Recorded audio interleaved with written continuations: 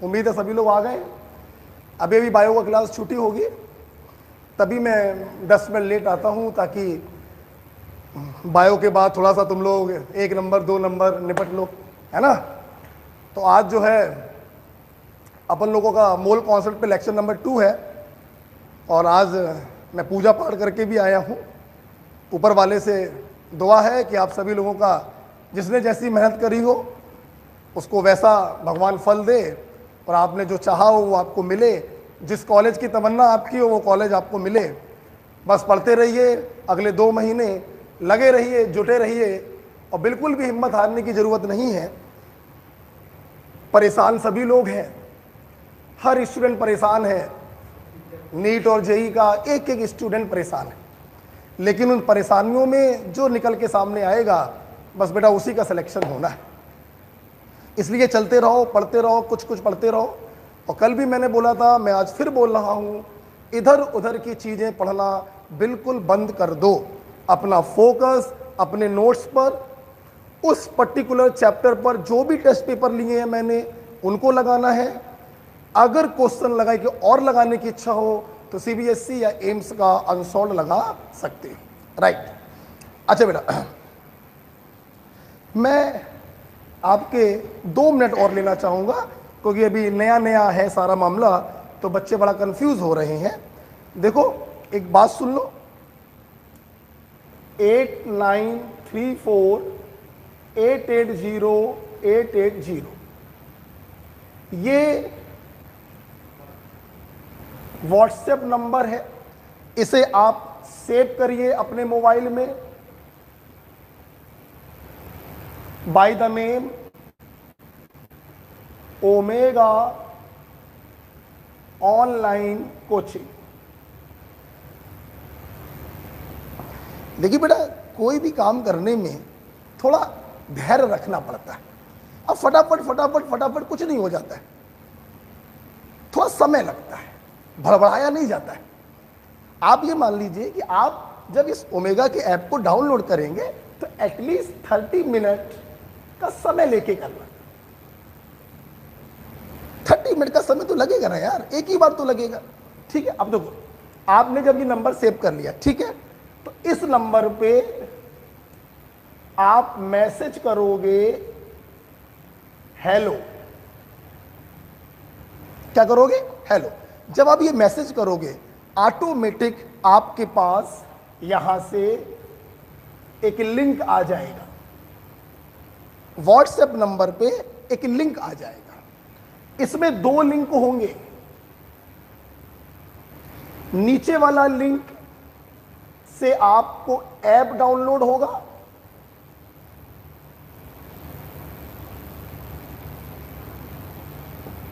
इस ऐप में जो कुछ जानकारी पूछी जाए उसे भर दीजिएगा, जो कुछ पूछा जाए।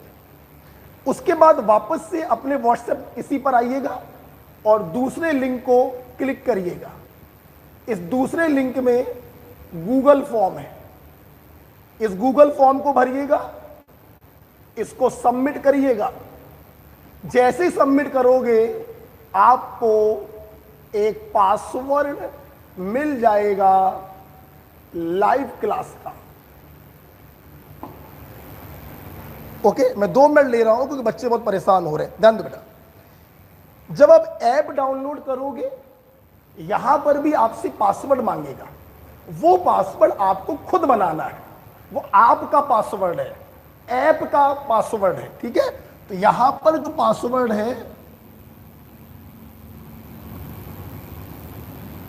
वो खुद बनाना है, ठीक है। तो आपने इस नंबर पर हेलो भेजा, आपको लिंक आ गया। इसमें 2 लिंक होंगे, पहले नीचे वाला लिंक दबाना, उससे ऐप डाउनलोड होगा। ऐप में अपना पासवर्ड खुद जनरेट करना, वापस से इसी लिंक पर आना, ऊपर वाली लिंक को दबाना, गूगल फॉर्म खुलेगा, उस फॉर्म को पूरा भरना और उसको सबमिट करना।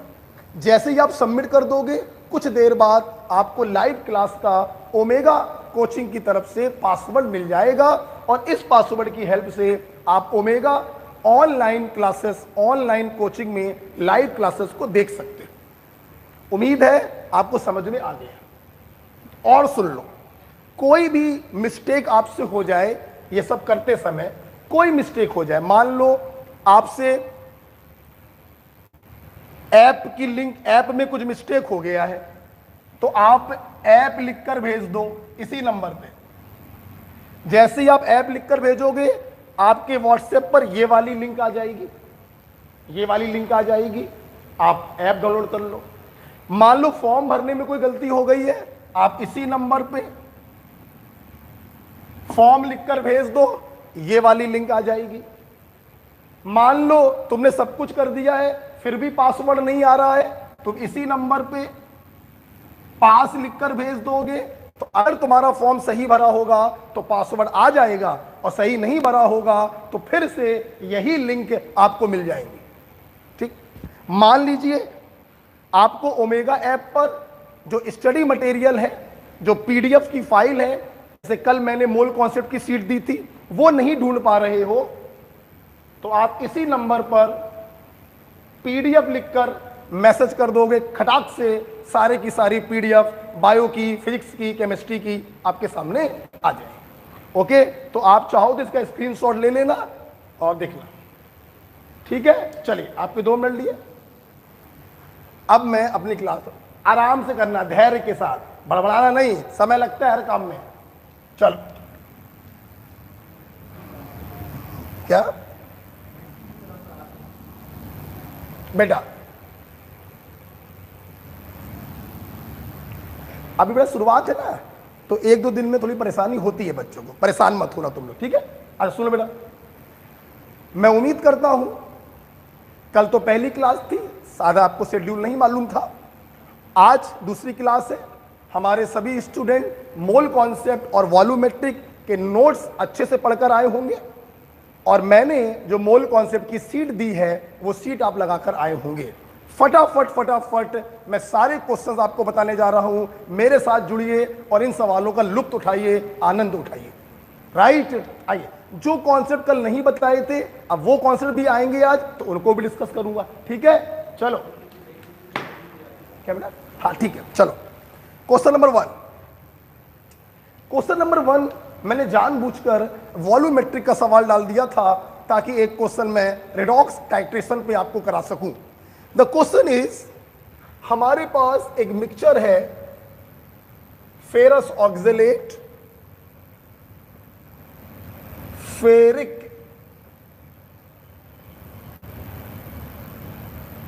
ऑक्जेलेट, फेरस सल्फेट और फेरिक सल्फेट। ये हमारे पास बेटा एक मिक्सचर है जिसमें इन चारों लोगों का 1 मोल पड़ा हुआ है। ये एक मिक्सचर,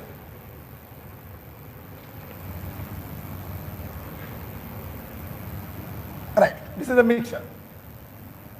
अब क्वेश्चन बेटा ये कह रहा है कि इस मिक्सचर को हमने टाइट्रेट किया, और इसको पूरा खत्म कराने के लिए बताइए KMnO4 के एसिडिक मीडियम में कितने मोल्स लगेंगे। This is the question. हमारे स्टूडेंट अच्छे से जानते हैं, जब कभी भी मिक्सचर का कोई क्वेश्चन होता है, विकास पोरवाल हमेशा कहते हैं आपका सबसे पहला काम होगा, who is the active component.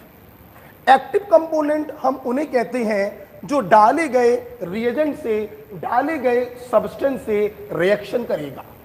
हमारे छात्रों को मालूम है कि KMnO4 in acidic medium is a good oxidising agent. आपको मालूम होना चाहिए कि oxidising agent convert a salt to एक salt and oxalate to carbon dioxide. यहां पे एग्जांपल ले रहे हैं, for example ferrous to ferric. +2 को +3 में ऑक्सीडाइज कर दिया, देखिए चली गई है, और +3 को +4 में ऑक्सीडाइज कर दिया।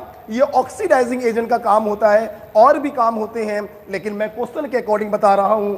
अब सॉल्ट को एक में ऑक्सीडाइज करता है और ऑक्जेलेट को कार्बन डाइऑक्साइड में ऑक्सीडाइज करता है। अब देखिए बेटा, this is ferrous oxalate Fe+2 C+3, yes. Ferrous को फेरिक में बदलेगा, ऑक्जेलेट को कार्बन डाइऑक्साइड में बदलेगा, yes. This is the active component, क्योंकि ये KMnO4 से रिएक्शन करेगा।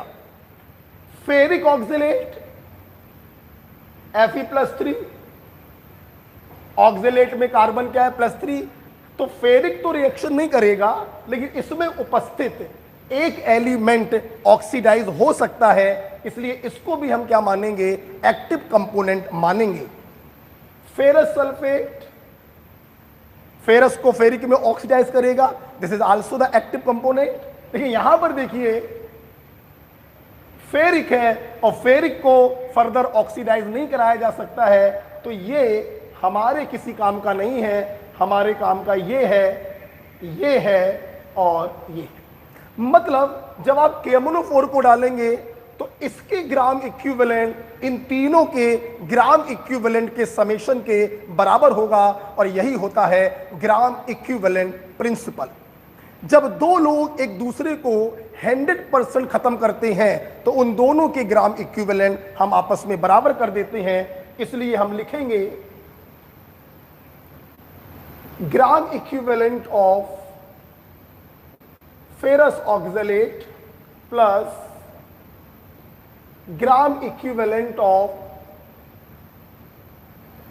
ferric oxalate plus gram equivalent of ferrous sulfate बराबर gram equivalent of KMnO4 in acidic medium.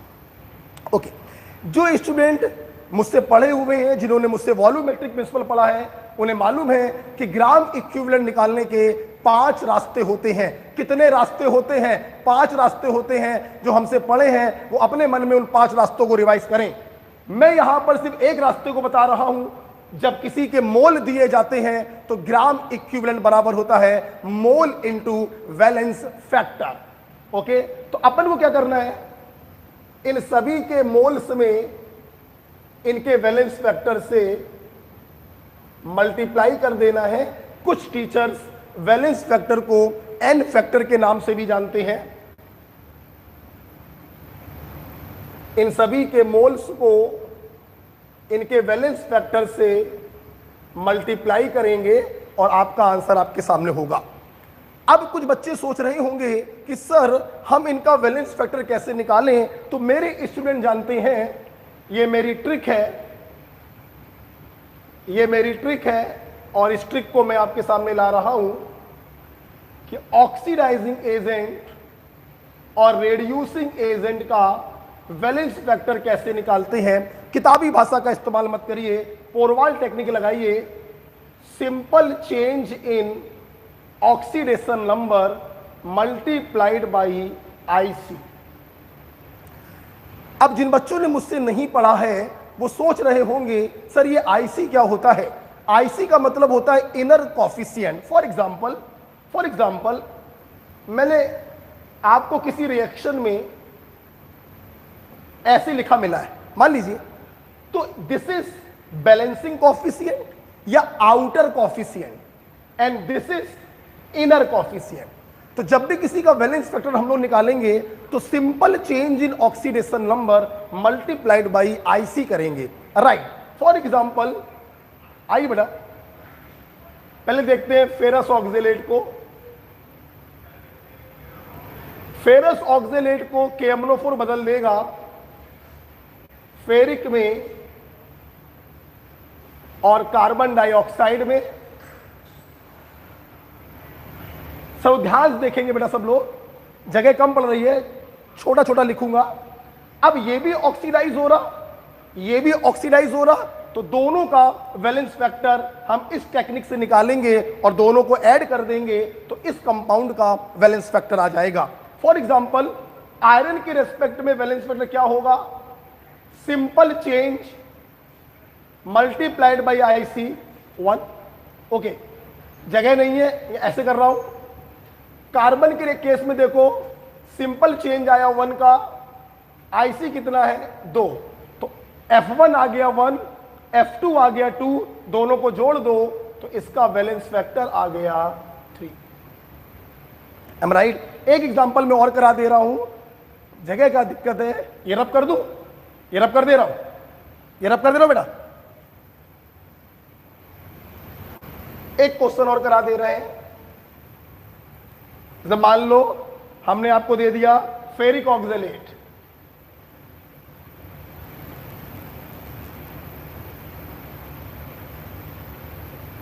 Ferric oxalate को KMnO4, फेरिक को तो टच भी नहीं करेगा, बस ऑक्सलेट को ऑक्सीडाइज करेगा CO2 में, +3 से +4 जा रहा, सिंपल चेंज हुआ 1 का। आईसी कितना है देखिए, 3 दूनी 6, 3 2 जा 6, तो इसका वैलेंस फैक्टर कितना हो गया 6। उसी प्रकार से आप FeSO4 का भी निकाल सकते हैं वैलेंस फैक्टर। फेरस सल्फेट को ये ऑक्सीडाइज करेगा फेरिक सल्फेट में, सिंपल चेंज हुआ 1 का, आईसी कितना है 1, तो इसका वैलेंस फैक्टर कितना हो गया 1। बेटा जो क्वेश्चन लगाना हो लगा लो, गलत नहीं हो सकता, राइट। कुछ स्पेशल केस बनते हैं, देखिए मैं उनकी बात नहीं कर रहा हूं, वो केस भी मैंने क्लास में करवा रखे हैं जहां पर ये टेक्निक थोड़ा सा डेविएशन शो करती है। अच्छा, अब बात आ रही है KMnO4 के बारे में, तो वो भी देख लीजिए। KMnO4 का वैलेंस फैक्टर, लर्निंग ट्रिक है, बना 135। जोर से बोलो, बना 135। एसिडिक मीडियम में वैलेंस फैक्टर 5 होता है, न्यूट्रल मीडियम में वैलेंस फैक्टर 3 होता है, बेसिक मीडियम में, एल्कलाइन मीडियम में वैलेंस फैक्टर 1 होता है। लेकिन मेरे स्टूडेंट अच्छे से जानते हैं, अगर बेसिक मीडियम भी बोला जाए तो आप उसको मानेंगे क्या, न्यूट्रल। अगर कहीं पर किसी क्वेश्चन में एल्कलाइन मीडियम लिखा हुआ है, बेसिक मीडियम लिखा हुआ है, तो भी आप उसका वैलेंस फैक्टर मानेंगे 3। अब बच्चे सवाल ये करते हैं, तो ये फर्जी में पढ़ा रहे हो का? नहीं, ये फर्जी में नहीं। अगर क्वेश्चन में स्ट्रांगली एल्कलाइन मीडियम बोला जाए, स्ट्रांगली बेसिक मीडियम बोला जाए, तब आप इसका इस्तेमाल करेंगे, अदरवाइज आप 3 का इस्तेमाल ही करेंगे। यस, आपका आंसर आपके सामने। आइए, N1 फेरस ऑक्सलेट का वैलेंस फैक्टर कितना आया है 3, प्लस N21 फेरिक ऑक्सलेट का वैलेंस फैक्टर कितना आया है 6, प्लस N31 फेरस सल्फेट का वैलेंस फैक्टर 1। KMnO4 के मोल निकालने हैं, एसिडिक मीडियम में वैलेंस फैक्टर होता है 5, तो 6 + 3 9, 9 + 1 10, 10/5 2, तो N की वैल्यू आ गई 2 मोल। This is your answer. Okay, तो कभी भी अपन लोग OA या RA का वैलेंस फैक्टर निकालेंगे, simple change in oxidation number multiplied by IC। Got it? Next, after this the next question is question number 2। देखिए बेटा, मैं एक बात और बोलना चाहता हूं। मेरा मेन मोटो क्रैश कोर्स का आप जानते हैं क्या है। मुझे मेनली अपने छात्रों को, बड़े बच्चों के मैसेज आते हैं, सर ऑर्गेनिक रिएक्शन में कॉन्फिडेंस नहीं आ रहा है, एल्केन टू एरोमेटिक में कॉन्फिडेंस नहीं आ रहा है। मेरा क्रैश कोर्स कराने का मेन मुद्दा बस यही है कि मैं आपकी ऑर्गेनिक रिएक्शन अच्छी कर सकूं, एल्केन टू एरोमेटिक अच्छा कर सकूं। लेकिन लगे हाथ आप ये सब भी कर ले रहे हैं, तो ये आपका पॉजिटिव पॉइंट है। ठीक है, आइए question number 2। 10 ml of C3H8 was burnt with 100 ml of oxygen। मैंने कल ही आपको बताया था CXHY plus X plus Y/4 O2 बराबर XCO2 plus Y/2 H2O।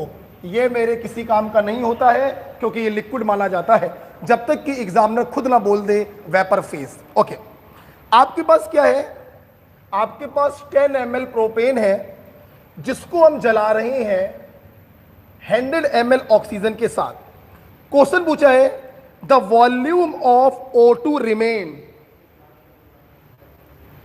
Volume of left O2 is x ml and volume of CO2 is y ml। तो आपसे examiner ने पूछा है x और y की वैल्यू बताइए। मैंने कल भी आपको बताया था अगर क्वेश्चन में बचा हुआ ऑक्सीजन दे दिया जाए तो समझ जाइएगा ऊपर जो ऑक्सीजन दिया गया है वो 100% कंज्यूम नहीं होगा। बेटा सुनो ना, सुनो तो। अबे अगर इस क्वेश्चन में ये बची हुई ऑक्सीजन के बारे में ना कुछ पूछता ना कुछ बताता तो भी हम डंके की चोट पर कह सकते थे कि ऑक्सीजन 100% कंज्यूम नहीं हो रहा है। आप खुद देखिए 1 ml कंज्यूम होगा तो 5 ml O2 कंज्यूम होगा। अगर 10 ml को जलाना है तो 50 ml O2 कंज्यूम होगा, जबकि आपको दिया क्या गया है 100 ml। तो यहां पर तो दूर से दिखाई पड़ रहा है कि ऑक्सीजन कंज्यूम नहीं हो रहा है। ओके, स्कैन मैंने कल ही आपको बताया था hydrocarbon are always limiting reagent, 100% खत्म हो जाएंगे। 1 ml जाएगा तो 5 ml चाहिए, 10 ml जाएगा तो 50 ml चाहिए, शेष बच गया 50 ml। 1 ml जाएगा तो 3 ml बनेगा, 10 ml जाएगा तो 30 ml बनेगा। वो लिक्विड है, लिक्विड को लेने की कोई जरूरत नहीं। तो बची हुई ऑक्सीजन X बराबर आ गया 50 ml और CO2 का वॉल्यूम Y बराबर आ गया 30 ml। This is your answer. Third is the right answer. Okay, next is question number 3।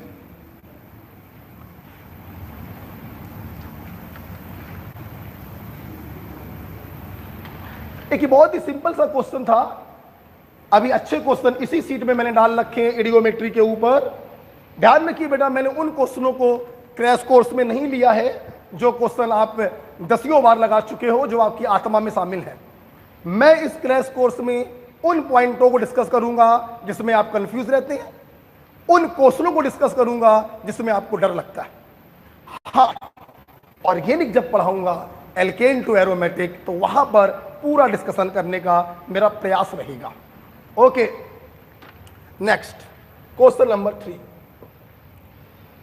Okay, अच्छा आइए देखिए, question number 3 is the degree of hardness. देखिए,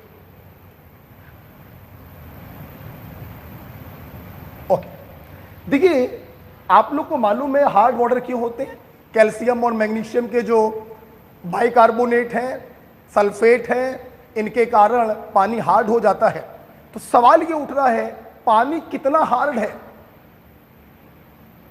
इस चीज को मेजर करते हैं in terms of degree of hardness which is calculated volumetrically with the help of इडिटा।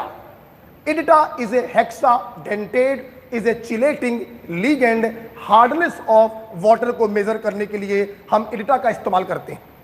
ज्यादा अंदर ना जाते हुए न्यूमेरिकल क्वेश्चन के पॉइंट ऑफ व्यू से सुनेंगे विकास पोरवाल की ट्रिक। डिग्री ऑफ हार्डनेस कभी भी निकालना है, it is nothing, it is just CaCO3 in ppm। खत्म खत्म। What is degree of hardness? It is concentration of CaCO3 in ppm। और मेरे स्टूडेंट जिन्होंने वॉल्यूमेट्रिक पढ़ी है वो जानते हैं ppm का मतलब होता है पार्ट्स पर मिलियन, मिलियन का मतलब होता है 10 लाख, 10 लाख का मतलब होता है 10 की पावर 6। 10 की पावर 6 पार्ट सॉल्यूशन में कितना पार्ट सॉल्यूट का है, that is called ppm। For detail discussion आप देखिए जाके वॉल्यूमेट्रिक प्रिंसिपल। मैं सीधे लिखूंगा फार्मूला वेट ऑफ सॉल्यूट, इस समय सॉल्यूट क्या है, CaCO3, upon weight of hard water into 10 की पावर 6. That's it. आप लोग सोच रहे होंगे कि सर आपने बोला 10 की पावर 6 पार्ट सॉल्यूशन में जितना सॉल्यूट होता है that is called ppm. Sir आपको यहां पे सॉल्यूशन लिखना चाहिए, आपने यहां पे सॉल्वेंट लिख दिया. बेटा ppm वाली जो कंसंट्रेशन होती है it is for very very dilute solution. और जो सॉल्यूशन बहुत डाइल्यूट होगा, जिसमें सॉल्यूट की मात्रा बहुत कम होगी, तो क्या तुम ये नहीं कह सकते हो solution is equivalent to solvent? क्योंकि सॉल्यूट तो ना के बराबर है ना. इसलिए पीपीएम के केस में नीचे चाहे आप सॉल्यूशन लिखिए चाहे आप सॉल्वेंट लिखिए, कोई फर्क नहीं पड़ता. आप सुनिए. अब बेटा देखो कभी कभी क्या होता है, ये बहुत ही इजी हो गया. अगर डिग्री ऑफ हार्डनेस पर बहुत ही छोटा क्वेश्चन एग्जामिनर को बनाना है, तो एग्जामिनर आपको सीधे CaCO3 का वेट देगा, हार्ड वाटर का वेट या वॉल्यूम देगा, और डिग्री ऑफ हार्डनेस आपसे पूछेगा.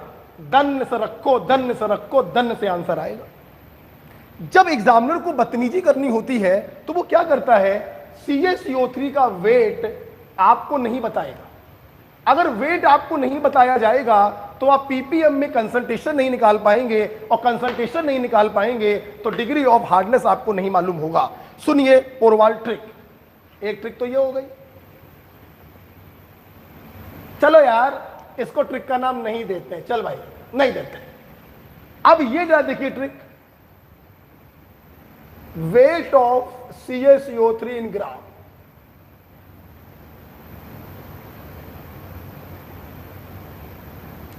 अगर CaCO3 का वेट आपको ना दिया जाए, बल्कि उसके स्थान पर कैल्शियम और मैग्नीशियम के दूसरे सॉल्टों का वेट आपको दिया जाए, तो ध्यान दीजिए ये आप कैसे निकालेंगे.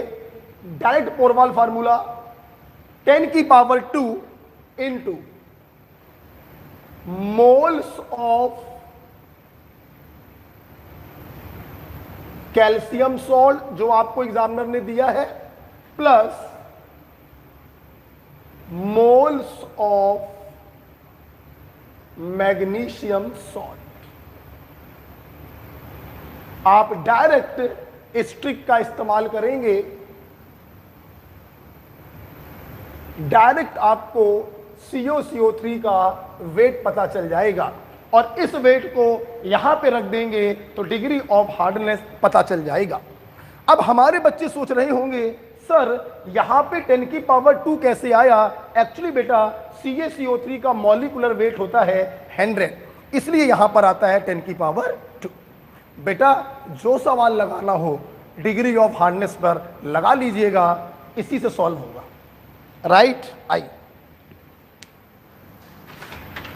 फॉर एग्जाम्पल आपने लिख लिया होगा,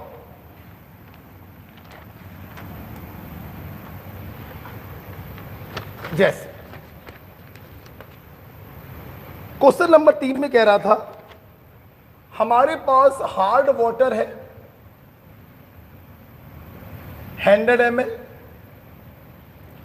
इस हार्ड वाटर में क्या क्या है. इस हार्ड वाटर में कैल्शियम बाइकार्बोनेट है 0.81 ग्राम, और मैग्नीशियम बाइकार्बोनेट है 0.73 ग्राम. द क्वेश्चन इज बताइए इसका डिग्री ऑफ हार्डनेस क्या होगा. हमारे बच्चों के लिए यह सवाल एक चुटकी बजाने के बराबर है. आप देख लीजिए एग्जामिनर ने कैल्शियम कार्बोनेट का वेट आपको नहीं दिया है, आपको सर्वप्रथम ये पोरवाल ट्रिक लगानी पड़ेगी, कैल्शियम कार्बोनेट का वेट निकालना पड़ेगा, तब डिग्री ऑफ हार्डनेस आप निकाल पाओगे. तो आइए सॉल्व कर दें. आइए सबसे पहले निकालेंगे weight of CaCO3 in gram is 10 की power 2। Moles of calcium salt plus moles of magnesium salt, तो वेट इन ग्राम अपॉन इसका मॉलिक्यूलर वेट कोई बताएगा है कितना? कर लो यार, 40 प्लस 2 इंटू 1 प्लस 12 13 प्लस 16 तिहाई 48, 48 और 12 60, 60 और 1 61, 61 दूनी 122 और प्लस कर दो 40 162 plus moles of magnesium salt weight in gram upon इसका मॉलिक्यूलर वेट, ये वैल्यू कितनी आ चुकी है 122 और मैग्नीशियम कितना होता है 24 146। am I right बेटा? इसको अंदर ले जाइए, कट गया 0.5 तो वेट ऑफ CaCO3 आ गया 1 ग्राम। हमें निकालना है degree of hardness is CaCO3 in ppm, that is the weight of CaCO3 upon weight of hard water।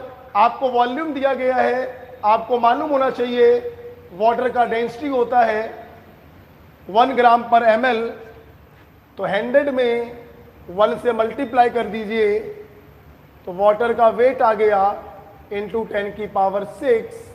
So the answer is 10 की power 4 ppm। Got it? So it's a very easy question. अगर आपको trick मालूम है हमारी, तो किसी भी level का क्वेश्चन हो डिग्री ऑफ हार्डनेस का आप कर सकते हैं।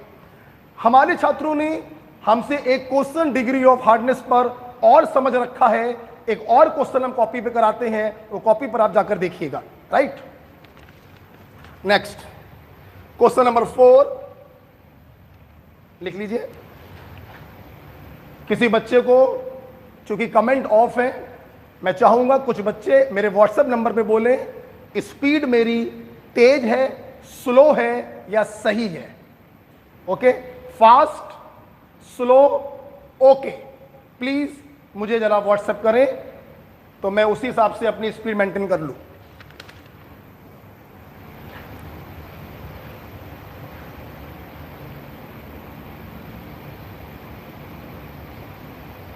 स्पीड के बारे में बता दो। सही है, सही है। रिफात जिहान, दीक्षा, ओके। वैष्णवी, यदुवेंद्र, आयुषी, सही है। प्रियंका, ओके। अचका जीम, ओके। तूबा, ओके। वारस सिद्दीकी, सुनील सिंह, बहुत बढ़िया, ठीक चल रही है speed. Thank you, thank you. आगे बढ़ते हैं।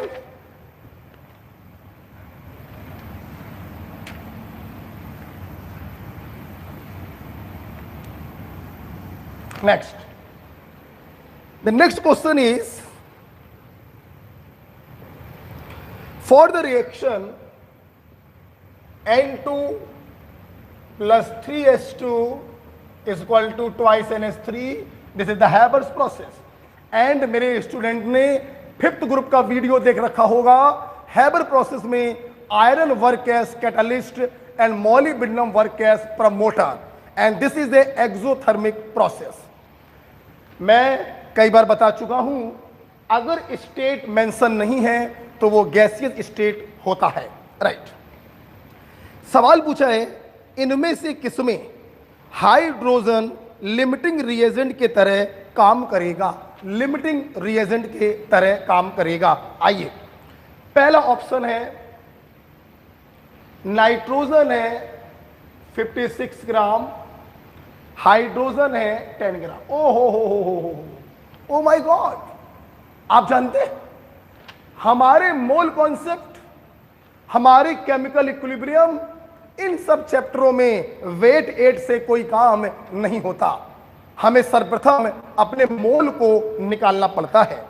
आपने कल ही देखा, नाइट्रोजन एक मॉलिक्यूल है, हाइड्रोजन एक मॉलिक्यूल है और मॉलिक्यूल के लिए हम मॉलिक्यूलर वेट से डिवाइड करते हैं। 14 दूनी 28 से डिवाइड करोगे तो दिस इज इक्विवेलेंट टू 2 मोल। ये मेरे किसी काम का नहीं है, मेरे काम का ये है। 2 से डिवाइड करोगे 5 मोल। ये मेरे किसी काम का नहीं है, मेरे काम का ये है। लिसन टू मी, बहुत ही छोटी सी मिस्टेक देखिए। मैं देखता हूं अच्छे अच्छे बच्चे जिनके नंबर 500 आए हुए हैं, अच्छे अच्छे बच्चे एक सिली मिस्टेक क्या करते हैं, उनसे अगर पूछो हाइड्रोजन का मॉलिक्यूलर वेट बताओ तो वो मॉलिक्यूलर वेट बता देते हैं 3 × 1 × 2 बराबर 6। गलत। मॉलिक्यूलर वेट मॉलिक्यूल का निकाला जाता है। हाइड्रोजन मॉलिक्यूल क्या होता है, H2 या 3H2? This is H2, so the molecular weight is 2। ये तो बेटा बैलेंसिंग कॉफिशिएंट होता है जो रिएक्शन को बैलेंस करने का काम कर रहा है, बस। इसका बेटा मॉलिक्यूलर वेट में कोई रोल नहीं होता है। अमोनिया का अगर मॉलिक्यूलर वेट आपसे कोई पूछे तो इसका कोई रोल नहीं है। 14 और 3 17। ओके चल, अब हमारे स्टूडेंट अच्छे से जानते हैं लिमिटिंग रिएजेंट हम लोग कैसे निकालते हैं। डाले हुए मोलों में उनके बैलेंसिंग कॉफिशिएंट से डिवाइड करिए। डिवाइड करने पर जो वैल्यू छोटी आ जाती है that is the limiting reagent. याद रखिएगा, ये काम हम अपने दिमाग में करते हैं, कहीं पे लिखेंगे नहीं। 2/1 2 और 5/3 1.67, तो 1.67 छोटी वैल्यू है, so this is the limiting reagent. Is it clear? मतलब पहले वाले ऑप्शन में हाइड्रोजन जो है वो लिमिटिंग रिएजेंट की तरह काम कर रहा है। मैं उम्मीद करता हूं आगे भी आप समझ गए होंगे। एक और करके दिखा दे रहा हूं, आंसर आपका यही हो गया। ठीक, एक और कर देगा। B 35 gram nitrogen and 8 gram hydrogen. Again देखिए, वेट को दिया जा रहा, वेट से हम कोई काम नहीं करते, मॉलिक्यूलर वेट से डिवाइड करेंगे और इनका मोल हम निकालेंगे। 35 डिवाइडेड बाई 28 कितना आएगा?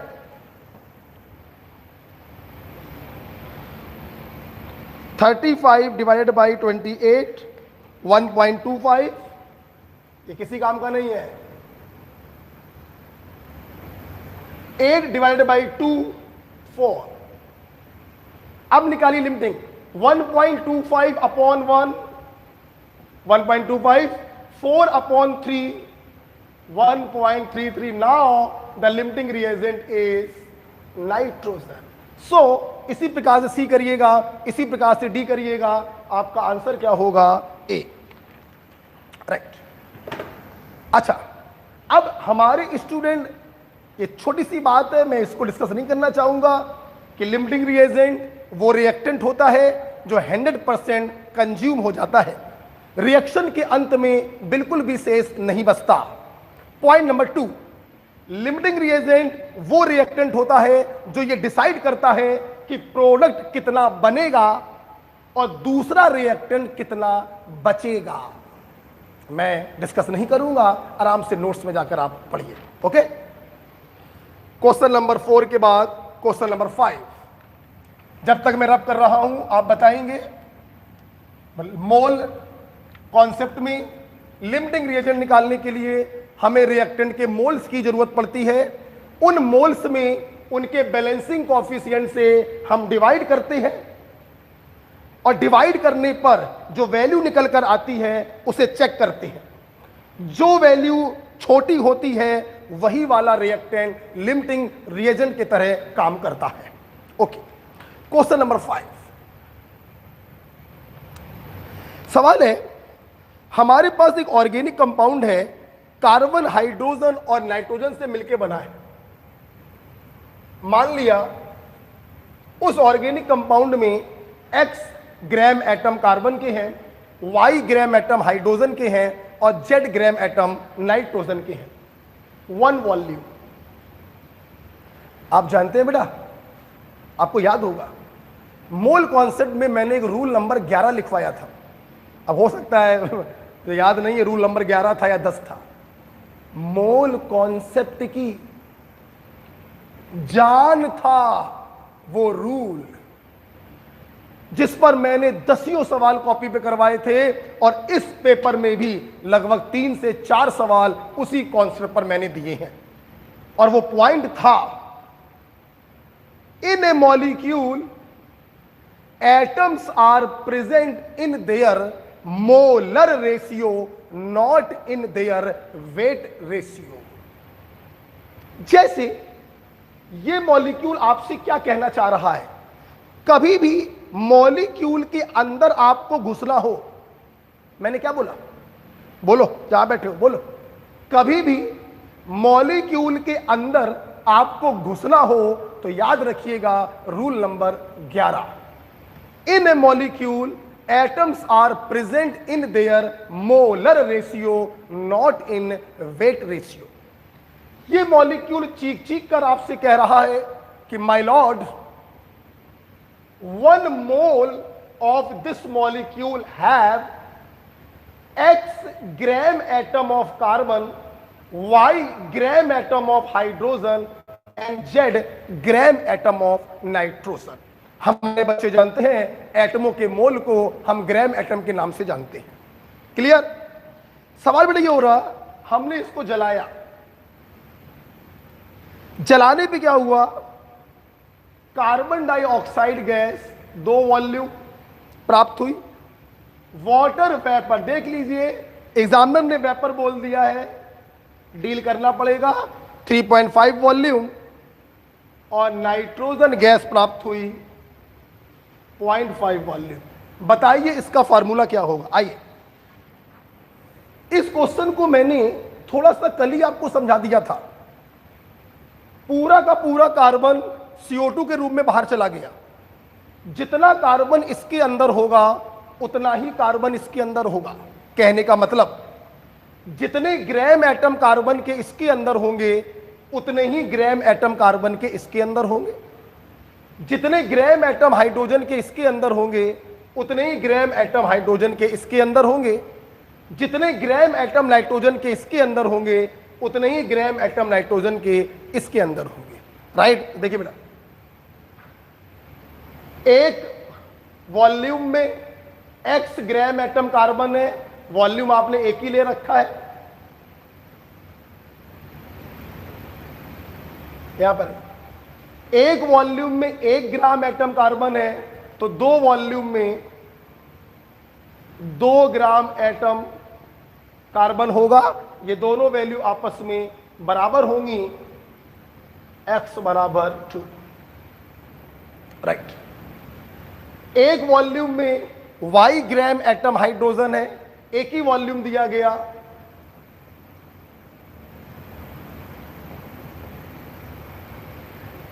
एक वॉल्यूम में 2 ग्राम एटम हाइड्रोजन है, तो 3.5 वॉल्यूम में 7 ग्राम एटम हाइड्रोजन होगा। ये दोनों वैल्यू आपस में बराबर होंगी, so y equal to 7। Similarly Z gram atom nitrogen, एक मॉलिक्यूल में 2 ग्राम एटम नाइट्रोजन है, तो 0.5 में कितना होगा, 1 ग्राम atom nitrogen.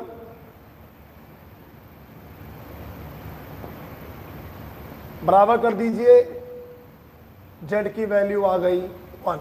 So the formula is C2H7N1। This is your answer. तो in a molecule atoms are present in their molar ratio, not in their weight ratio. मैं question number 5 के बाद क्वेश्चन नंबर 6 ना करवाकर मैं सीधे करवाना चाहूंगा क्वेश्चन नंबर 9 और क्वेश्चन नंबर 10। हटा रहे हैं बेटा, समझिए क्वेश्चनों को। मैं आपके सिर्फ 1.5 घंटे लूंगा, पिछली क्लास में थोड़ा समय ज्यादा ले लिया था, क्योंकि बीच में काफी गड़बड़ी हो गया था मामला। ठीक है, सिर्फ 1.5 घंटे लूंगा समय से, घड़ी से, 1.5 आवर ओनली, और बहुत कुछ आपको सिखा के जाऊंगा। क्वेश्चन नंबर 9, एक gaseous hydrocarbon on combustion, combustion का मतलब ऑक्सीजन के साथ जलाया, आपको वाटर मिल रहा है 0.72 ग्राम और CO2 मिल रहा है 3.08 gram. The question is what is its formula. Okay, let's, जल्दी से बता दो क्या ये रूल नंबर 11 पर आधारित सवाल है? क्यों सवाल है ये? आपको इस फार्मूले को पता करना है, मतलब आपको एटमों का नंबर पता करना पड़ेगा, और जब किसी मॉलिक्यूल के अंदर घुसा जाता है तो रूल नंबर 11 लगाते हैं कि in a molecule atoms are present in their molar ratio, not in weight ratio. सुनना, जितना कार्बन इसके अंदर होगा उतना ही कार्बन इसके अंदर होगा, और जितना हाइड्रोजन का ग्राम एटम इसके अंदर होगा उतना ही हाइड्रोजन का ग्राम एटम इसके अंदर होगा। सहमत हो? अब देखना, हमें पता यह करना है कि 0.72 ग्राम वाटर के पास कितने ग्राम एटम हाइड्रोजन के हैं। सुनना, सबसे पहले मैंने वाटर के इस वेट में वाटर के मॉलिक्यूलर वेट से डिवाइड करके वाटर का मोल निकाल लिया। कितना आएगा? 18 चौको 72। अब देखो, 1 मोल वाटर में 2 ग्राम एटम हाइड्रोजन है, तो इतने मोल वाटर में इतने ग्राम एटम हाइड्रोजन होगा, और जितना ग्राम एटम हाइड्रोजन इसके पास होगा उतना ही ग्राम एटम उसके पास होगा। तो Y की वैल्यू आ गई ये,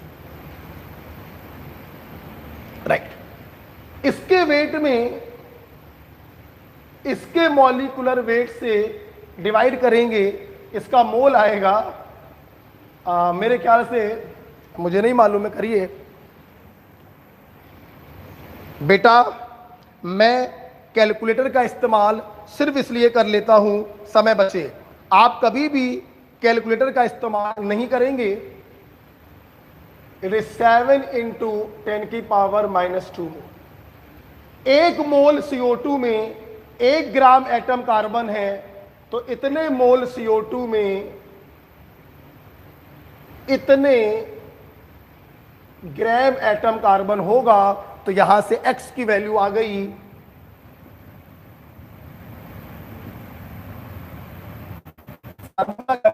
C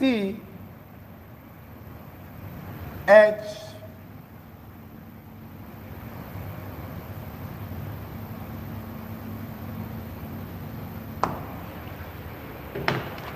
आई होप आपको ये रूल नंबर 11 पर आधारित दूसरा क्वेश्चन भी समझ में आया। हमेशा ध्यान रखिए, किसी मॉलिक्यूल के अंदर अगर घुसना है, एटमों के बारे में जानकारी प्राप्त करनी है, तो रूल नंबर 11 लगाएंगे। बहुत इंपॉर्टेंट बनाया हुआ मेरा ये रूल है, और बहुत इससे क्वेश्चन बेटा पूछे जाते हैं, बहुत। ओके, आई होप आपको समझ में आ गया। क्वेश्चन नंबर 10,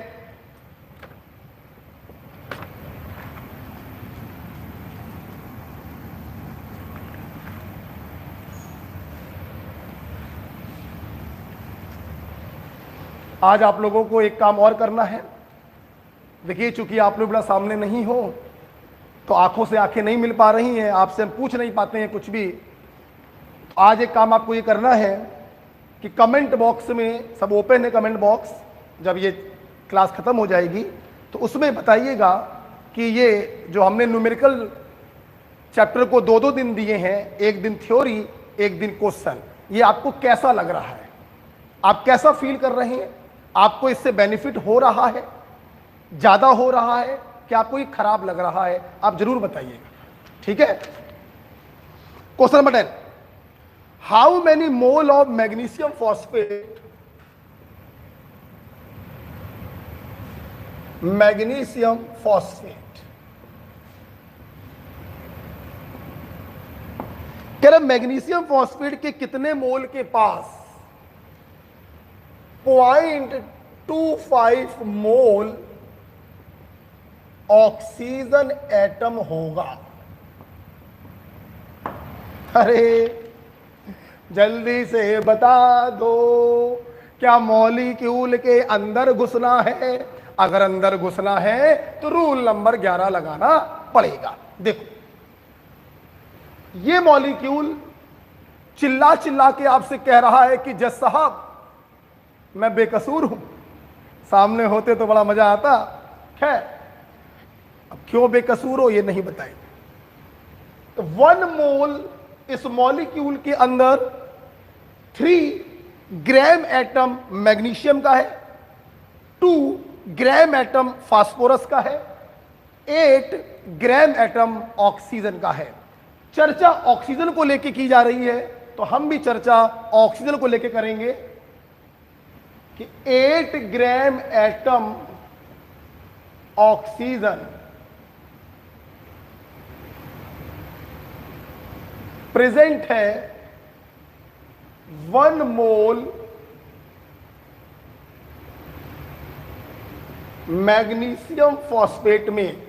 तो 0.25 ग्राम एटम ऑक्सीजन प्रेजेंट होगा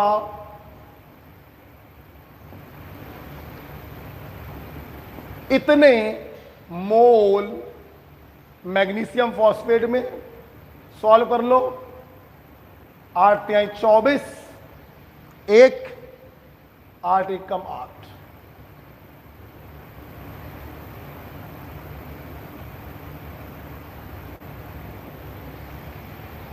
okay, this is the question number 10, again based on rule number 11 कि in a molecule atoms are present in their molar ratio. HW लिखिए। इसी rule पर आधारित एक क्वेश्चन आपको घर से करके लाना है। कैल्शियम नाइट्रेट, इसके अंदर X ग्राम कैल्शियम है,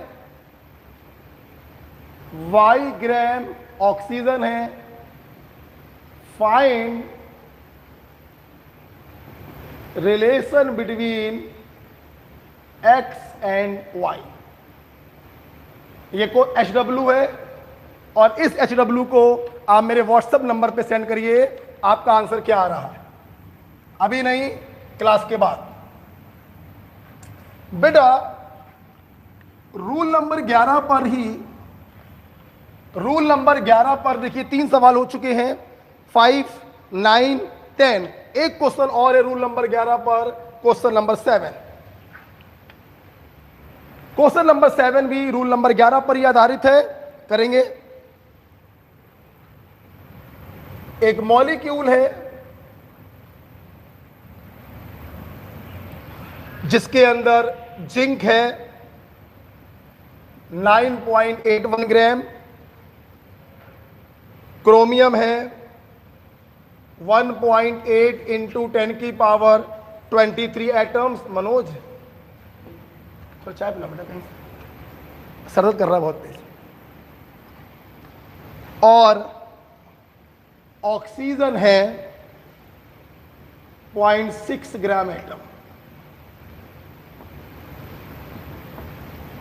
अच्छा बेटा एक बात बताओ, just listen to me please.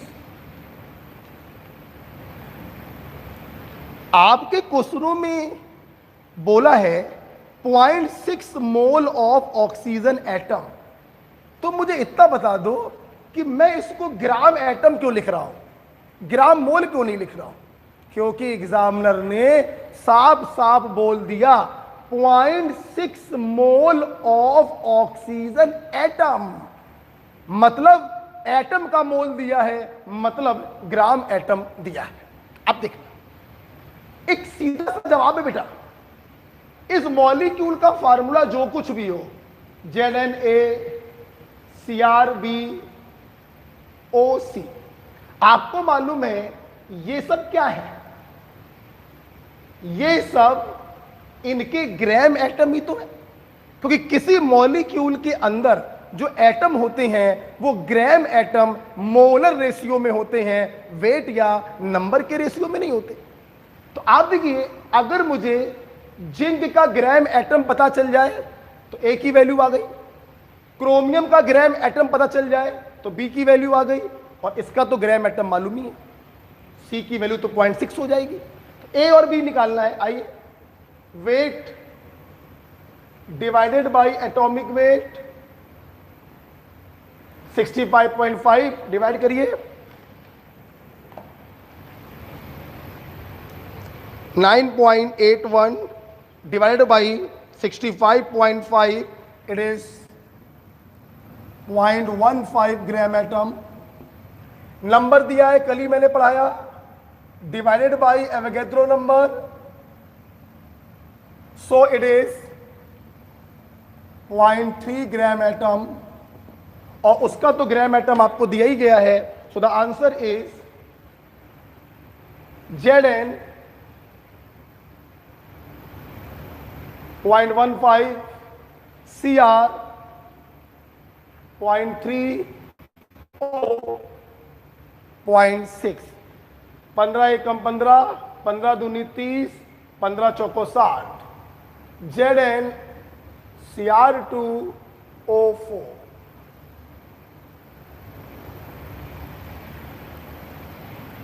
Okay, right dear. चले, क्वेश्चन नंबर 5, 7, 9, 10 हो गया। अब क्वेश्चन नंबर हम लोग 5 के बाद जा रहे हैं क्वेश्चन नंबर 6 और 8 में। क्वेश्चन नंबर 6 और 8।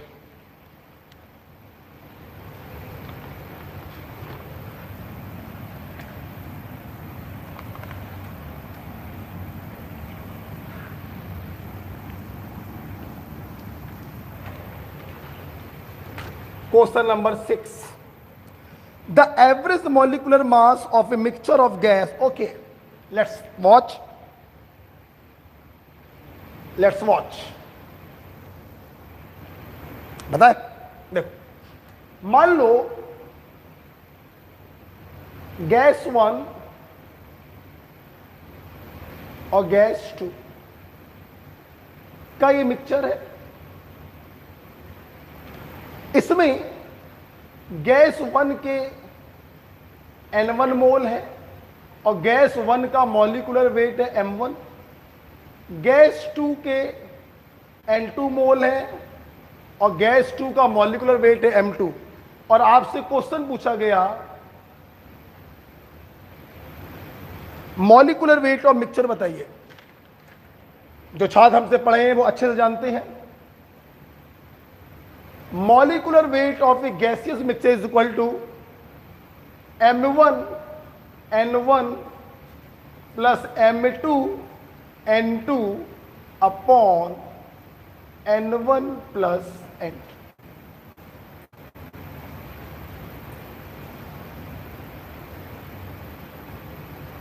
मतलब उस गैस के मॉलिक्यूलर वेट में उसके मोल से मल्टीप्लाई करते जाइए और टोटल मोल से डिवाइड कर दीजिए तो मिक्सचर का मॉलिक्यूलर वेट आ जाता है।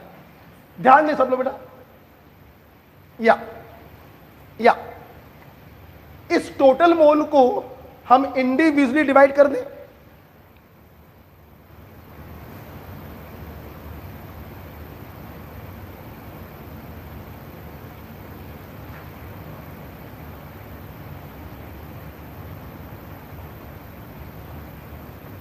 हुजूर जल्दी बता दो, किसी पर्टिकुलर गैस के मोल डिवाइडेड बाय बर्तन में उपस्थित total mole, this is called mole fraction of that gas.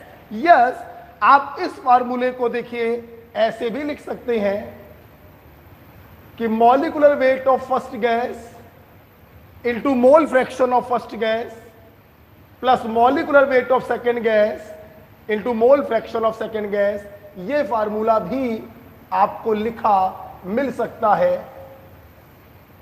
molecular weight of mixture. Clear? So now we are going to solve the question number 6.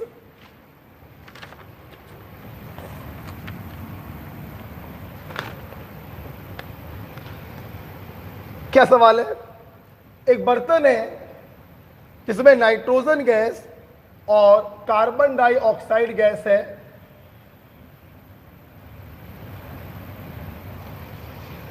इसका मिक्सचर का मॉलिक्यूलर वेट दिया है 36। The mixture contain 280 gram of nitrogen. तो बताइए what is the amount of carbon dioxide. आप समझ गए होंगे, बिल्कुल बेकार क्वेश्चन है, कोई दम नहीं क्वेश्चन में। Molecular weight of mixture is equal to molecular weight of first gas into its mole. 280 gram है, मॉलिक्यूलर वेट 28 से डिवाइड कर दीजिए, मोल्स आ जाएंगे, plus molecular weight of second gas into its mole upon total mole. Am right? मुझे सवाल चूंकि याद है, आप क्रॉस मल्टीप्लाई करके सॉल्व करेंगे तो मोल्स ऑफ CO2 आएगा 10। हमने आपसे मोल नहीं पूछा, हमने आपसे वेट पूछा, तो मॉलिक्यूलर वेट से मल्टीप्लाई कर दीजिए तो वेट आएगा 440। This is your answer.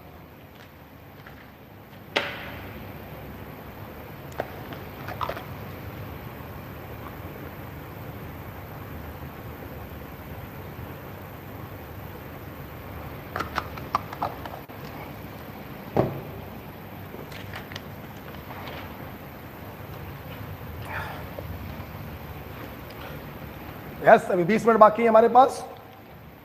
मैं सिर्फ 1.5 आवर ही आपका लूंगा, उससे 2-4 मिनट की बात नहीं करता, लेकिन ज़्यादा समय नहीं लूंगा। मेरी बात ध्यान रखिएगा, अपने दिमाग को कंसंट्रेट करना है हमको अपने नोट्स पर। साल भर में किसी भी रूप में मैंने टेस्ट पेपर लिया हो, किसी भी रूप में, उस टेस्ट पेपर पर अगर सवाल तुम्हें कम लगे टेस्ट पेपर लगाने के बाद, तो एम्स या CBSE का अनसॉल्व। Right, next.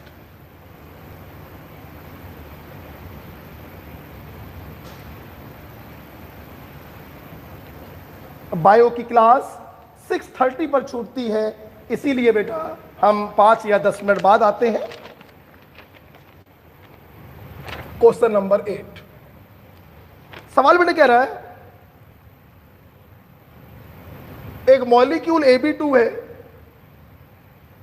जिसके 5 मोल का वजन है इतना, और एक दूसरा मॉलिक्यूल A2B2 है जिसके 10 मोल का वजन है इतना। CBSE का सवाल है बेटा, ये सवाल तो नहीं है, इसी के जैसा सवाल CBSE ने पूछा है। तो सवाल आपसे पूछ रहा है, बताइए इस इंफॉर्मेशन के आधार पर what is the molar mass, atomic weight A का निकालना है और एटॉमिक वेट B का निकालना है। कोई क्वेश्चन में दम नहीं है, ये क्वेश्चन मैंने कल की क्लास में आपको पढ़ा रखा था। आइए एक बार आपको रिवाइज कराएं। मुझे खुशी है इस बात की कि मोलर मास मेरे बच्चों को बिल्कुल क्लियर हो गया होगा। जब एटॉमिक वेट या मॉलिक्यूलर वेट को हम ग्राम में एक्सप्रेस कर देते हैं, then it is called gram atomic weight, gram molecular weight या मोलर मास, यूनिट हो जाएगी ग्राम पर मोल। राइट, सुनिएगा बेटा मेरी बात जरा। कल आप लोगों ने हमसे पढ़ा 1 मोल एक ऐसा कलेक्शन है जिसमें बैठे लोगों का जो वजन होता है, जो वेट होता है, वो उनके मॉलिक्यूलर वेट या एटॉमिक वेट के बराबर होता है। अगर इस जगह पर 1 मोल एटम रखे हुए हैं तो इनका वेट एटॉमिक वेट के बराबर होगा एक्सप्रेस इन ग्राम, और अगर यहां पर मॉलिक्यूल रखे हुए हैं तो इनका वेट इनके मॉलिक्यूलर वेट के बराबर होगा एक्सप्रेस्ड इन ग्राम। अब सुनना, कायब है तेरे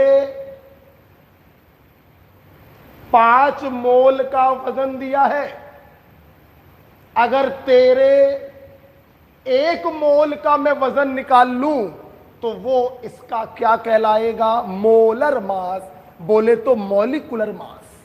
क्योंकि 1 मोल का जो मास होता है किसी मॉलिक्यूल का, वही तो उसका मोलर मास कहलाता है, मॉलिक्यूलर मास कहलाता है। तो देखिए बेटा, 5 मोल का वजन है इतना, 100 1 मोल का वजन होगा इतना। सो this is the molecular weight of Ab2। Of course बेटा हम लोग ग्राम में लिखते हैं, इन्होंने उसको किलोग्राम में बदल दिया है, नो इश्यू। आपसे आंसर भी वो किलोग्राम में चाह रहे हैं तो इसको ग्राम में बदलने की कोई आवश्यकता नहीं है। 10 मोल का वजन है इतना, 1 मोल का वजन कितना होगा?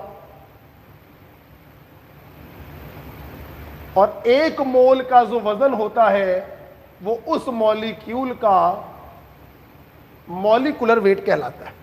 पहले ये बताओ इतना क्लियर हुआ कि नहीं हुआ? अच्छा ठीक है, ये क्लियर।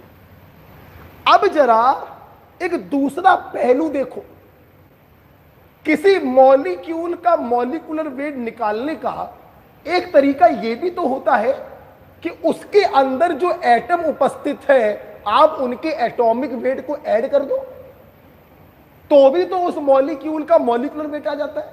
कहने का मतलब यह है बेटा, atomic weight of A plus 2 into atomic weight of B करोगे तो भी यही वैल्यू आएगी। 2 into atomic weight of A plus 2 into atomic weight of B करोगे तो ये वैल्यू आएगी। क्लियर? तो मैंने क्या लिखा? Atomic weight of A plus 2 into atomic weight of B must be equal to this value. Of course answer kilogram में है। 2 into atomic weight of A plus 2 into atomic weight of B तो molecular weight के बराबर हो जाएगा। एक equation ये है, एक इक्वेशन ये है, 2 इक्वेशन है, 2 अननोन है। सॉल्व करिए। दूसरी वाली से पहली वाली को माइनस कर दो तो A बराबर आ गया, ध्यान रखिएगा आंसर किलोग्राम में आएगा। A की इस वैल्यू को यहां पर सब्स्टिट्यूट करिए तो 2B बराबर आएगा 20, तो B बराबर आएगा 10 इंटू 10 की पावर माइनस। A का एटॉमिक वेट आ गया 5 इंटू 10 की पावर माइनस 3 और B का एटॉमिक वेट आ गया 10 इंटू 10 की पावर माइनस 3 किलोग्राम। इसीलिए बेटा मैंने इनको ग्राम में नहीं बदला, क्योंकि एग्जामिनर आपसे जो आंसर पूछ रहा है वो किलोग्राम में ही पूछ रहा है। सो 4th is the right answer.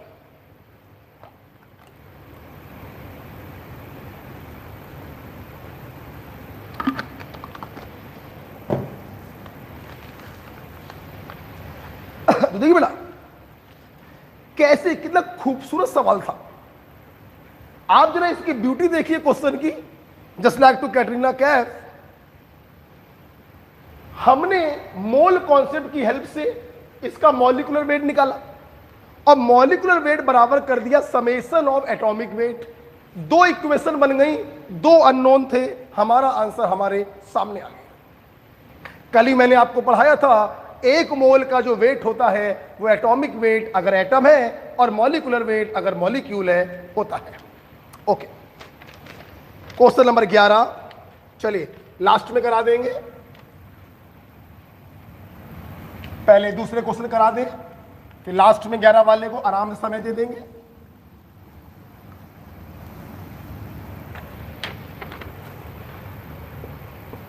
Question number 12, law of multiple proportion is illustrated by one of the following pair. आपको मालूम है यार, मल्टीपल प्रोपोर्शन बहुत ही आसान होता है। दो एलिमेंट कंबाइन करके जब एक से ज्यादा कंपाउंड बनाते हैं तो वहीं पर बेटा मल्टीपल प्रोपोर्शन काम करता है।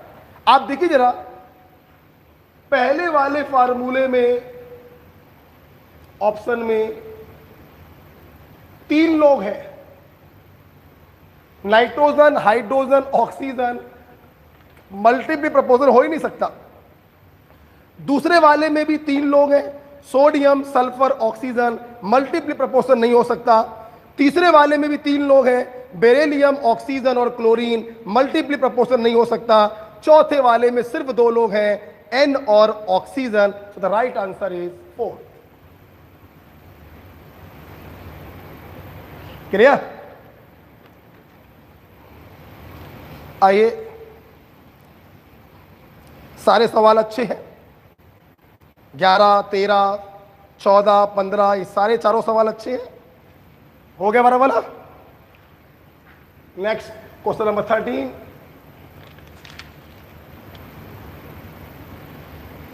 आइए,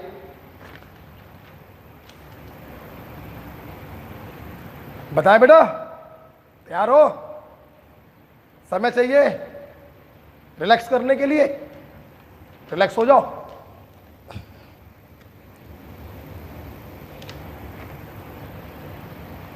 ओके, क्वेश्चन नंबर 13 की तरफ जा रहे हैं।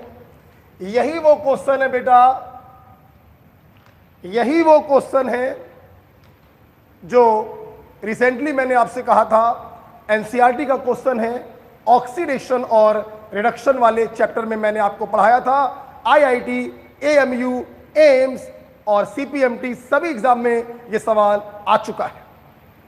उन्होंने एग्जाम्पल वूसाइड का लिया था, Fe.940, हमने चेंज कर दिया है सवाल SN 4.4408। चलो देखिए बेटा, पता नहीं क्यों टीचर्स यहां पे बच्चों को ट्रिक बताने का प्रयास करते हैं। मैं बिल्कुल भी अपने छात्रों को कोई ट्रिक नहीं बताना चाहूंगा। मैं कई बार कह चुका हूं, ट्रिक सिर्फ तब पढ़ी जाती है जब या तो आपको कंफ्यूजन हो किसी सवाल में, या फिर कोई क्वेश्चन फ्रिक्वेंटली पूछा जा रहा हो, हमें अपना समय बचाना हो, तो ट्रिक पढ़ लो। यदा कदा ये सवाल पूछे जाते हैं, बेटा कॉन्सेप्ट से करिए, कोई दिक्कत नहीं। ठीक, आइए देखिए बेटा, सवाल ने आपका एक काम बड़ा आसान कर दिया। सवाल ने आपसे पूछ लिया कि इस मॉलिक्यूल के अंदर Sn+2 और Sn+4 का रेशियो क्या होगा? हाँ, Sn+2 और Sn+4 का रेशियो। हाँ, एक्चुअली आपके सामने ये जो कंपाउंड लिखा हुआ है, this is a mixed oxide. ये स्टेनस ऑक्साइड और स्टेनिक ऑक्साइड का मिक्सचर। अब क्वेश्चन ये आया कि गुरुजी आप ये बताइए, आप कैसे समझे कि ये मिक्स्ड ऑक्साइड है? उत्तर लीजिए, समझने की जरूरत ही क्या है। एग्जामिनर ने साफ साफ बोल दिया कि इसके अंदर Sn+2 और Sn+4 का रेशियो बताइए, मतलब इसके अंदर +2 भी है और +4 भी है, मतलब ये मिक्स्ड ऑक्साइड है। और देखिए, अगर आप देखिए यहां पे दशमलव में लिखा हुआ है टिन के नीचे नंबर, तो यहां से पता चलता है कि इसके अंदर कोई एक टिन नहीं है, बल्कि एक से ज्यादा प्रकार के आयन उपस्थित है, तभी यहां पर फ्रैक्शन में आया है। अदरवाइज फार्मूला या तो SnO बनता या फिर SnO2 बनता। और भी तरीका है पहचानने का कि ये मिक्स ऑक्साइड कैसे है। आप इसका ऑक्सीडेशन नंबर निकालिए। जब आप इसका ऑक्सीडेशन नंबर निकालेंगे,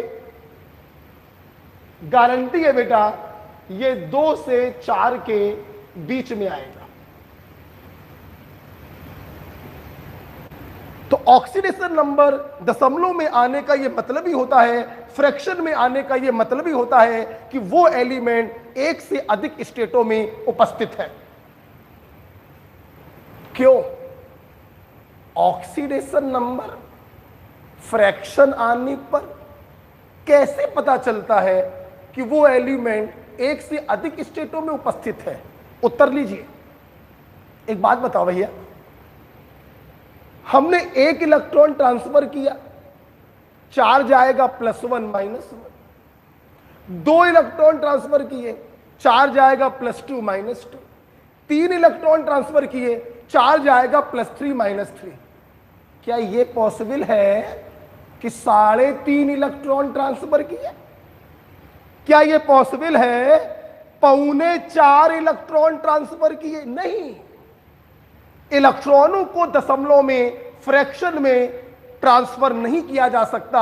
मतलब अगर ऑक्सीडेशन नंबर फ्रैक्शन में आ रही है तो यहां से यह प्रूफ होता है कि वो एलिमेंट एक से अधिक स्टेटों में उपस्थित है।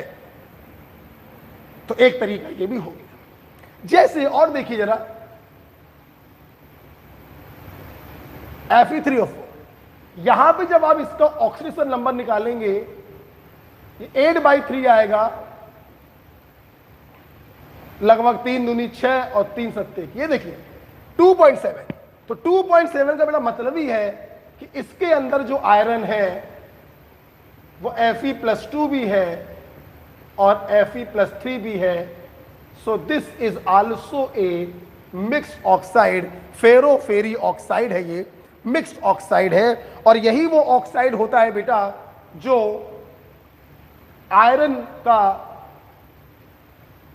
जब कंसंट्रेट HNO3 से ट्रीट करते हैं तो इसके ऊपर इसी ऑक्साइड की लेयर जम जाती है एंड इट बिकम पैसिव। इसी मिक्स ऑक्साइड की लेयर जम जाती है और ये पैसिव हो जाता है। खैर, वापस आइए वापस आइए वापस आइए। तो आज मेरे स्टूडेंट ये समझ चुके हैं कि किसी ऑक्साइड में हमें कैसे पता चलता है कि वो मिक्स्ड ऑक्साइड है या सिंपल ऑक्साइड है। बहुत तरीके पता करने के हैं। क्वेश्चन ने खुद ही पूछ लिया एक तरीका, एलिमेंट फ्रैक्शन में दिए गए हैं दूसरा तरीका, ऑक्सीडेशन नंबर फ्रैक्शन में आ जाए तीसरा तरीका। ये 3 तरीके आपको बताएंगे कि ये मिक्स्ड ऑक्साइड है या सिंपल ऑक्साइड। ओके, आइए अब अपने क्वेश्चन में वापस आते हैं। देख रहे बेटा, अब सवाल ये था इसके अंदर +2 कितना है और +4 कितना है, ये हमें पता करना। देख रहे बेटा, एक बात बताओ, क्या मैं इसको ऐसे पढ़ सकता हूं, 100 से मल्टीप्लाई कर दो, 4 4 4 10 atom combine with 800 oxygen atom. Hazur, molecule के अंदर एटम किसमें होते हैं? ग्राम एटम के रेशियो में होते हैं। अबे एक बात बताओ, अगर नंबर के टर्म्स में देखें तो ग्राम एटम बराबर नंबर अपॉन एवोगैड्रो नंबर। अब जो रेशियो ग्राम एटम का होगा वही रेशियो नंबर का होगा, because this is a constant value. तो चाहे आप ये बोले ग्राम एटम के रेशियो में होते हैं, चाहे आप ये बोले एटम के रेशियो में होते हैं, वो सेम चीज है।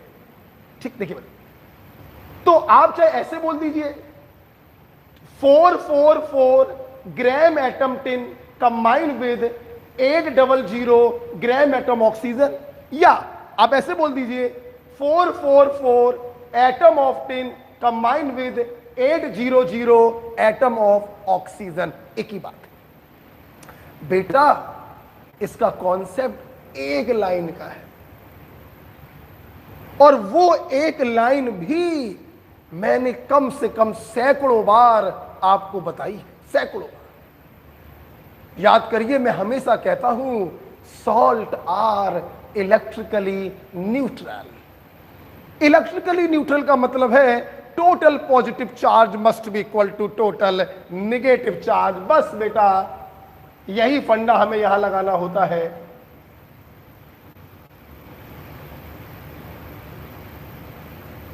दो सेकंड का सवाल है बेटा। Concept of electrical neutrality, total positive charge must be equal to total negative charge. अब देखो बेटा, माना 4444 में एक्स एटम जो है +2 स्टेट में है, तो जाहिर सी बात है इतने एटम जो होंगे +4 स्टेट में होंगे। ऑक्सीजन सभी को मालूम है कि ऑक्सीजन जो होता है वो ऑक्साइड फॉर्म में ही होता है। आइए करें total positive charge. X atom पे +2 चार्ज है और इतने एटम्स पे +4 चार्ज है, तो टोटल पॉजिटिव चार्ज ये आ गया और इतने एटमों पे -2 चार्ज है। हुजूर ध्यान रखिएगा, यहां पर चार्ज का साइन नहीं लेंगे क्योंकि ऑलरेडी आप ऊपर लिख चुके हो कि डबल बॉन्ड के राइट साइड पर नेगेटिव चार्ज है और लेफ्ट साइड पर पॉजिटिव चार्ज है, तो साइन का कोई रोल नहीं है।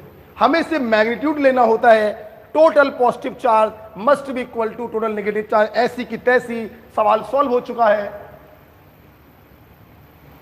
4 चौको 16, 4 चौको 16 और 17, 4 चौको 16 और 1 17। ये इधर आएगा, कितना बचेगा 176।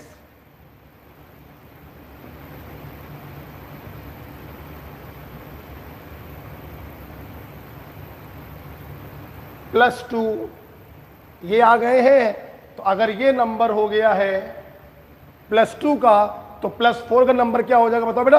14 में से 8 गया 6।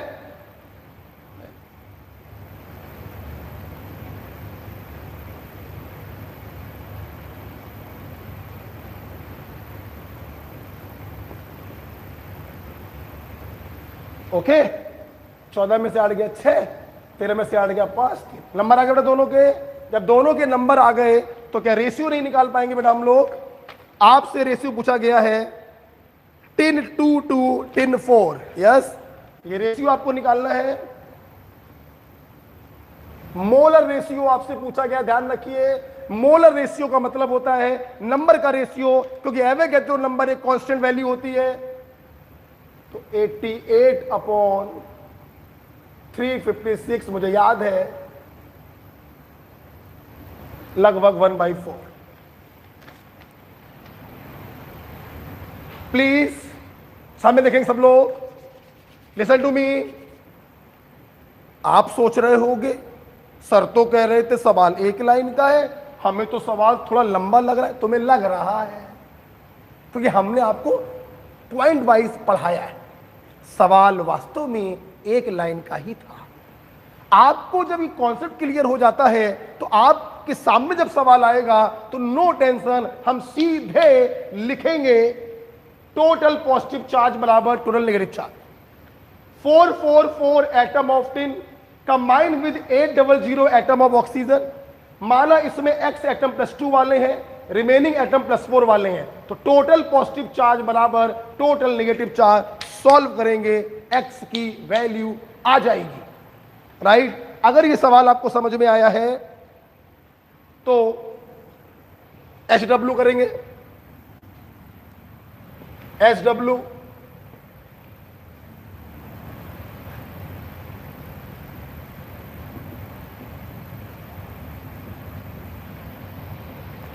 इसमें आपको बताना है ये M+2 में है, +3 में है, दोनों का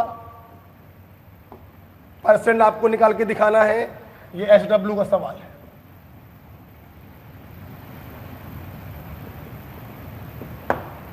ठीक है, आप M लिखना चाहो M लिख लो। आपके एनसीईआरटी में ऐसे दिया है, एफ जैसे चाहो वैसे लिख लो, एक ही बात है।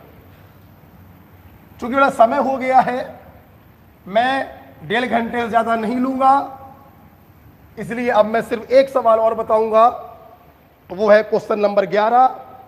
बाकी सवाल सिंपल है, आप कर ही लेंगे, तो 3 सवाल रह जाएंगे। क्वेश्चन नंबर 11 मैं डिस्कस करना चाहूंगा।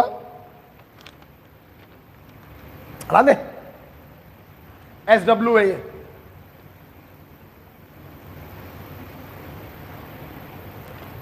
Question number 11 इडियोमेट्री।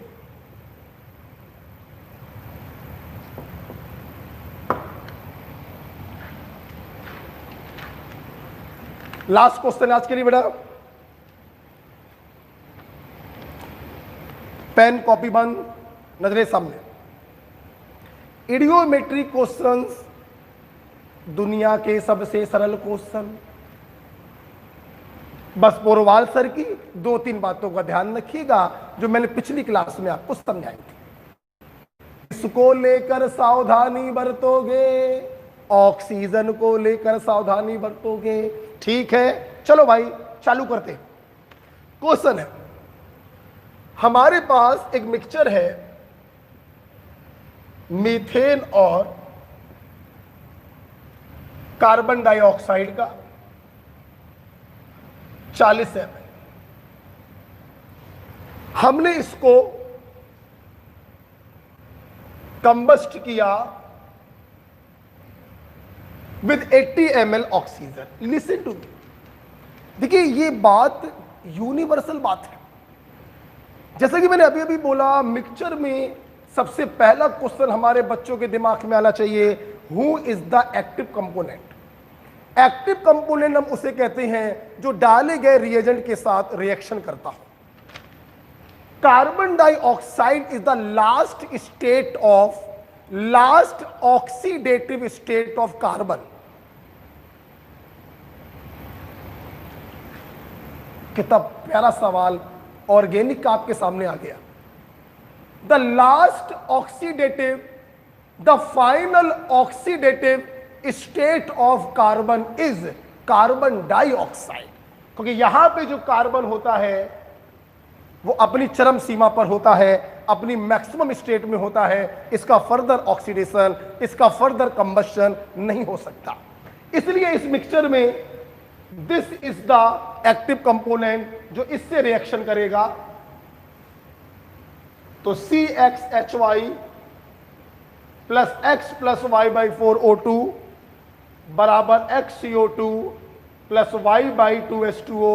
ध्यान दीजिए, वाटर के बारे में कुछ मेंशन नहीं किया गया है, तो ये लिक्विड ही माना जाएगा। ठीक, अभी मान लिया 40 ml में, मान लिया AML मीथेन है, तो ये अंडरस्टूड हो गया।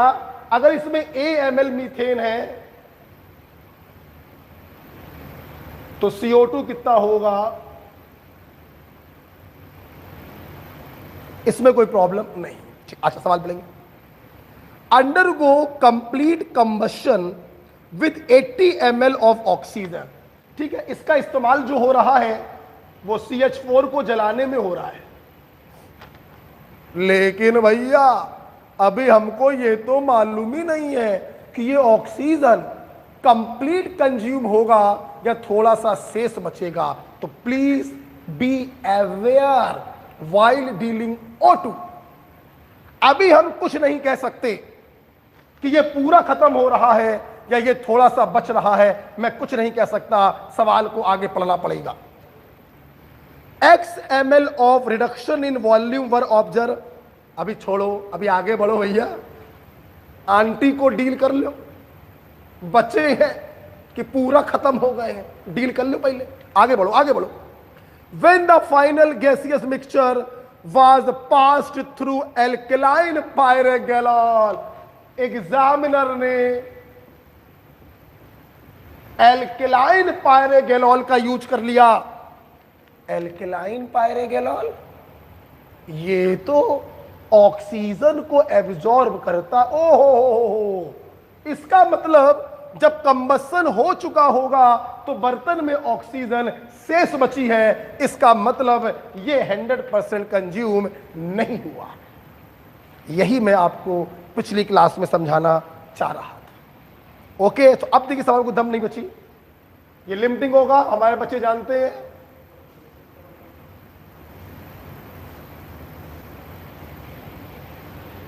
एक ml को जलाने के लिए 2 ml चाहिए, तो A ml को जलाने के लिए 2A चाहिए।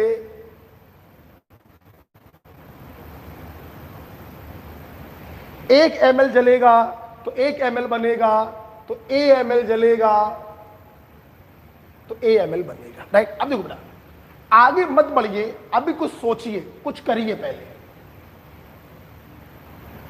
देखिए अभी अगर आप देखिए, अभी इसे इतना सवाल पढ़िए कि मेरे पास 40 ml ये मिक्सचर था जिसको 80 ml O2 के साथ जलाया। तो अब जरा तो सोचिए, अगर मैं इनिशियल वॉल्यूम पूछूं तो इनिशियल वॉल्यूम क्या है? 40 ml ये मिक्सचर था, 80 ml O2 है। इनिशियल है volume of mixture plus volume of oxygen, that is 120 ml. And after combustion,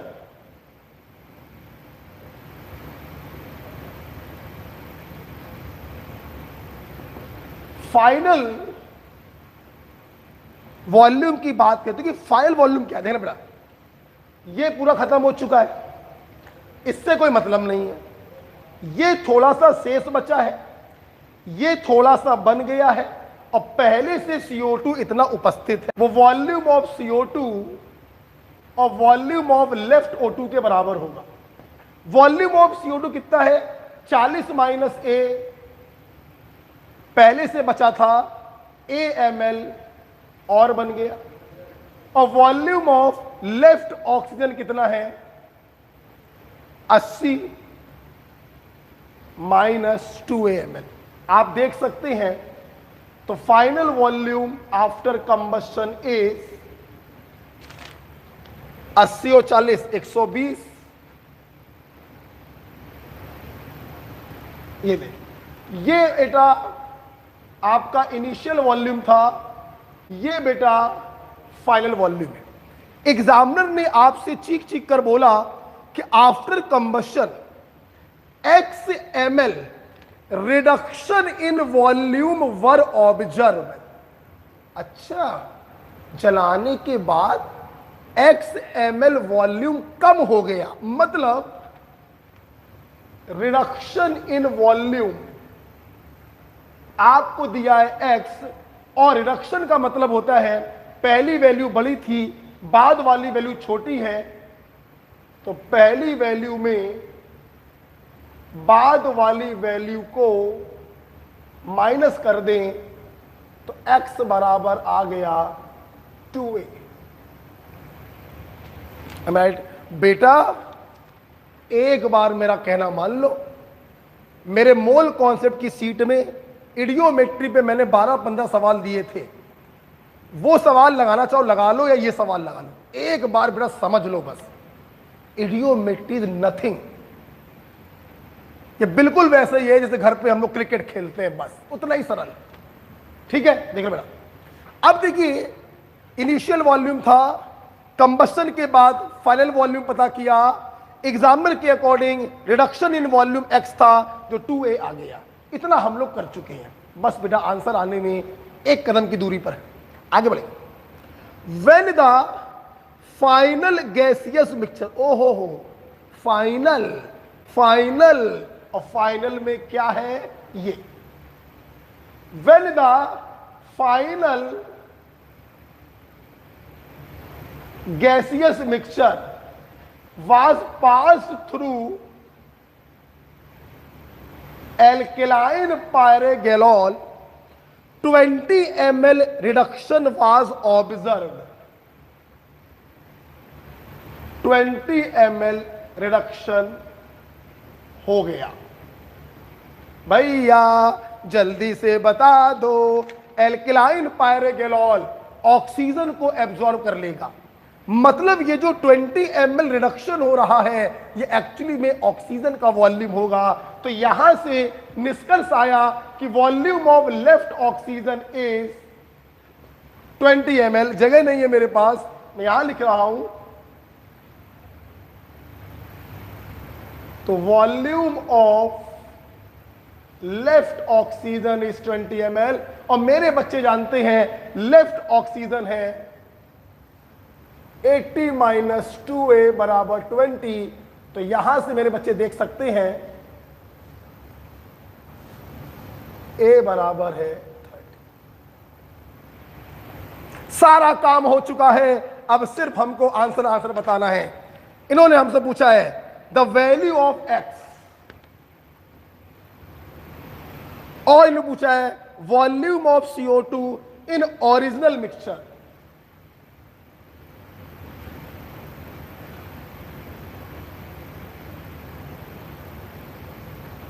तो चलिए बोलो बेटा, x की वैल्यू कितनी है? 2a के बराबर, मतलब 60। तो एक आंसर ये आ गया। और वॉल्यूम ऑफ CO2 इनिशियली कितना है? 40 माइनस a की वैल्यू है 30, 40 माइनस 30 बराबर। बेटा बिल्कुल क्रिकेट खेलने जैसा है इडियोमेट्री, अगर आपने ध्यान से सीखा है, रटने का प्रयास नहीं किया है। इट इज जस्ट इजी, जैसे कि हम लोग क्रिकेट खेलते हैं घर पर। This is about the question number 11। Time हो गया है। आगे के 3 सवाल अगर आपको ना आए तो आप हमसे ये सवाल व्हाट्सएप पर पूछ सकते हैं। मेरा व्हाट्सएप नंबर आपको मालूम है,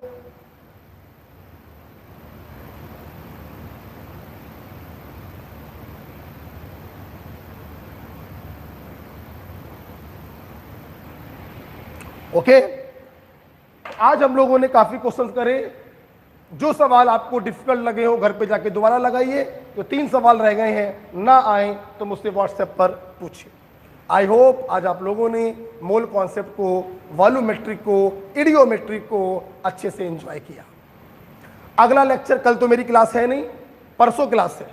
परसों का टॉपिक क्या है, कोई बताएगा? परसों का टॉपिक क्या है? एटॉमिक स्ट्रक्चर और गैसेज स्टेट। अगर तुम अपने सिलेक्शन के प्रति सीरियस हो तब ये तुम्हारा कर्तव्य है कि एटॉमिक स्ट्रक्चर और गैसेज स्टेट ये दोनों चैप्टर परसों तक नोट्स अच्छे से पढ़ लेना, कसम है तुम लोगों को। और जो टेस्ट पेपर मैंने लिए हैं उन टेस्ट पेपरों के सवाल लगा लेना। राइट, परसों मिलेंगे with the chapter atomic structure. Okay भाई, थैंक यू।